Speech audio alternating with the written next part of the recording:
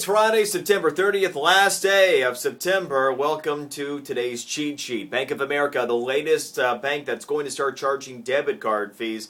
Their price, $5. Now, they join a bunch of other banks, and the least of which are SunTrust and Citi.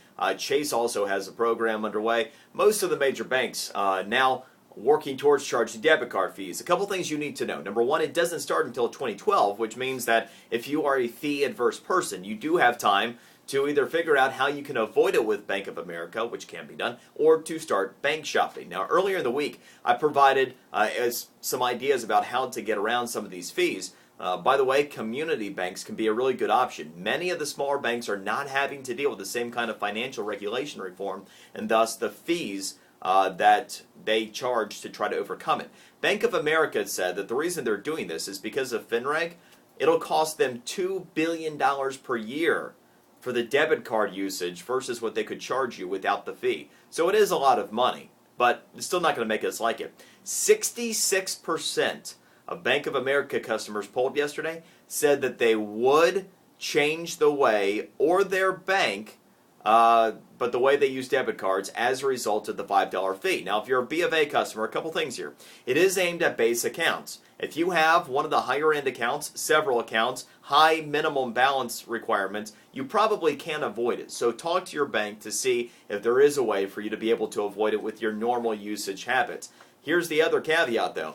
It does not replace any additional fees. Bank of America already has up to $12 in place for monthly fees, meaning that if you are already exposed to fees, you could pay up to $17 per month, a ridiculous amount of money to pay just to maintain a bank account with Bank of America. So figure out where you stand, what fees you're going to be exposed to. You have until January to get your stuff together so you can avoid some of these fees, and it can be done. You just have to do your homework. Here's a super cool new tool, Google Analytics. I love it.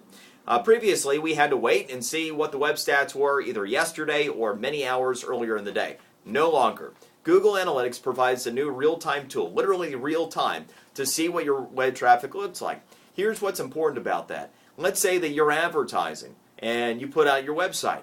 How effective was that message at driving people to your website? More immediate, how about social media? Let's say that you use social media to try to drive people to your company's website.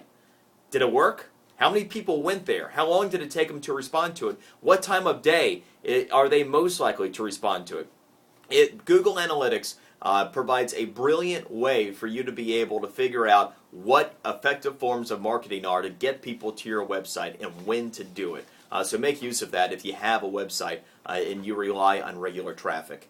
All right, so could this be the end of the line for Research Emotions Playbook? The company says no, but I say yes, and here's the reason why. Best Buy became the latest retailer following Office Depot and Staples to slash the price of the BlackBerry Playbook. There was an unnamed executive that quoted the Playbook's pricing as being insane relative to the competition. In other words, it had been priced like it was an iPad. We all know that they're not selling like an iPad. And with the Kindle Fire coming in at $199, there's no way they were going to be able to sell them for $500. So the prices are down as low as $299 for the base model, but it's still higher than the Kindle Fire. So what could end up happening is the retailers that can't sell these dang things may end up putting so much pricing power or pressure onto Research Emotion that they're forced to can the Playbook whether they want to or not.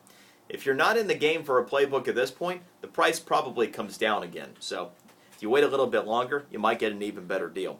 Toyota and Honda, here's good news. If you've been waiting for one of their cars, you probably won't have to wait quite as long.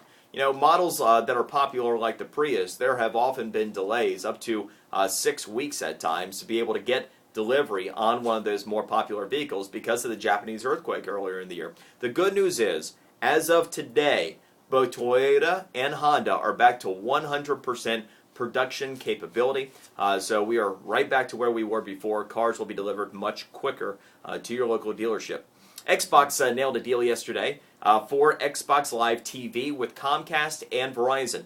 Verizon and Comcast aren't commenting on this yet, but it will happen, and it'll give Xbox a big edge over Sony in direct streaming content distribution. They already have rights with Hulu, Netflix, and with ESPN as well. So one-stop shop for your Xbox 360. More things on the physical cheat sheet. Check it out today. Enjoy your weekend. We'll see you Monday.